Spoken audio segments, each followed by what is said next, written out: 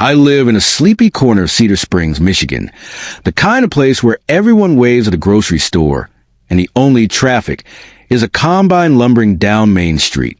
For years, my phone was just a lifeline of friends and work. Then it turned into a weapon used against me. At first, it was 1 or 2 scam calls a week, then 5 a day, then 7. Extended car warranties, fake tax threats, shady investment opportunities. But the ones that enraged me most were the slick Medicare benefits, scams targeting the elderly. Every time I heard that robotic pitch about free back braces or special coverage, I pictured some sweet grandmother believing it, giving away her personal info. That image sat heavier on my chest than my own annoyance. I tried the usual things, blocking numbers, downloading call filters, muttering under my breath. But the calls multiplied like cockroaches. Each ring made my stomach tighten. It wasn't just a nuisance anymore. It was a low-grade dread. My phone, the thing that used to connect me to friends, had become a battlefield. One damn Thursday afternoon, after my 5th scam call in 3 hours, I sat at my kitchen table staring at the phone like it was taunting me. Outside, rain ticked on the window like a metronome. My fingers trembled as another unknown number flashed on the screen. I hung up before they spoke. My heart was pounding. Why do they get to do this? Why do I have to just take it? That was my breaking point. I'm 32, not 82, but they obviously thought they were calling someone vulnerable. So I decided to become exactly what they were looking for, only worse. Not to scream or threaten, but to waste as much of their time as possible. To make it so painful they'd think twice before dialing again. That night, I scribbled ideas on a notepad. What kind of old man would annoy them most? Forgetful but suspicious. Sweet 1 second, cranky the next. Someone who could wander off topic for minutes. I practiced a quivery voice in the bathroom mirror until my cat stared at me like I'd lost my mind. By bedtime, I had my character ready. The next morning, my phone buzzed again. Unknown number. A cheerful female voice chirped. Hello, sir. I'm calling about your new Medicare-approved back brace. She sounded like she'd rehearsed it 1,000 times. My heart raced. This is it. Out loud, I became someone else. A quivery voiced, forgetful old man. Who is this? Did my doctor send you? She perked up. Yes, sir. This is about your benefits. I cut her off. I have benefits? My hip hurts. Do you know my grandson? She hesitated, then tried to get back on script. Sir, if you could just... Did my grandson put you up to this? He's always ordering things online. Last week it was socks shaped like cats. I rambled. Her voice flattened. Sir, may I just confirm the number on your Medicare card? I slowed my voice to a crawl and read out 1-800, Medicare digit by digit, as if it were my ID. She tried to clarify. I repeated it like a mantra. She sighed audibly. I smiled to myself. My pulse slowed. I'm winning.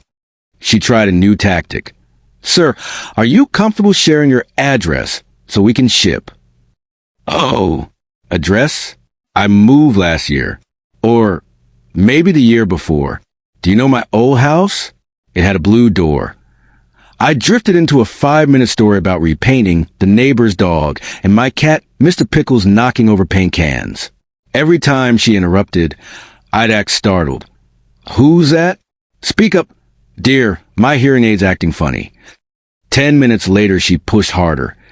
Could you please give me your social security number? I feigned confusion. Oh, you want the number for social security? Sure. It's 1-800 social and read the official hotline instead. Her tone cracked. No, sir, your number. I gasped. Young lady, are you playing games with me? You're a silly weevil.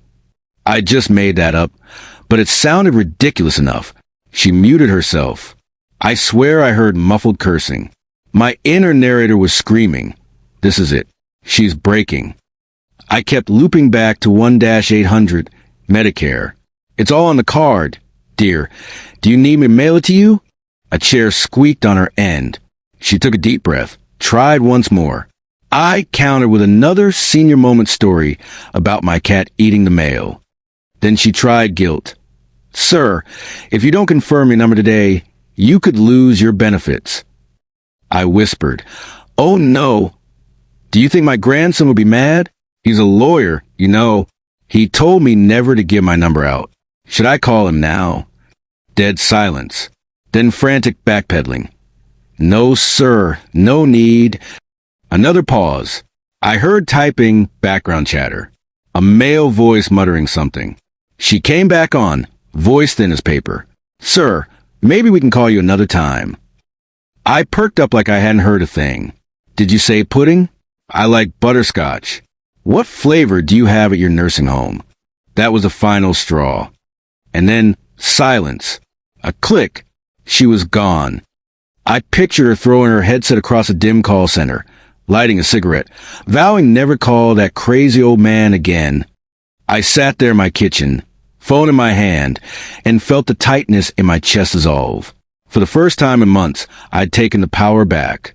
Not just for me, but for every person she might have scammed. The next few days were almost peaceful when unknown numbers rang. They hung up as soon as I answered in my shaky voice. I had become the boogeyman of Medicare scammers. Word travels even in shady call centers. And it felt good, better than I expected. Not just because I wasted their time, but because I'd used their own assumptions against them. They saw a helpless old man, but got calculated chaos. I imagined her boss asking about her call quotas. Her explaining, some senile guy ruined my shift. That was my silent victory lap. By the end of the week, the calls slowed. Some still slipped through, but when they heard my fake shaky voice, they hung up fast. My number had become a cautionary tale in their office. The sweetest part? Knowing that for at least one scammer, I wasted more of her time than she ever wasted mine. I learned something that week. Revenge doesn't always look like a dramatic showdown. Sometimes it's a quiet, clever game that turns the predator's own tactics against them. Even when you feel powerless, you're not.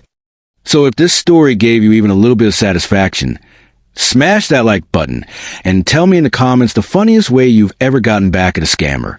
And of course, subscribe for more real life stories where karma gets the last laugh.